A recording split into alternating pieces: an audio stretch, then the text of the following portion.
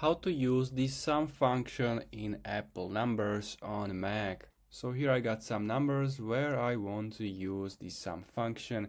So for me the easiest way is to just select these numbers which you want to sum, and down here click on this icon which is sum, grab it and move it where you want the sum function. Release your mouse and the sum function was created into this cell.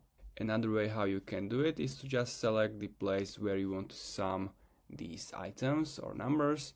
At the top click on insert and here click sum, but as you can see it is summing up the wrong cells. I want to change it, so double click the sum result and here select the correct area of numbers, confirm this option, and that's how you can do it. And the last way how you can do it, just select numbers, click insert and click sum, and it will sum your numbers. If you find this video helpful, please consider subscribing and see you next time.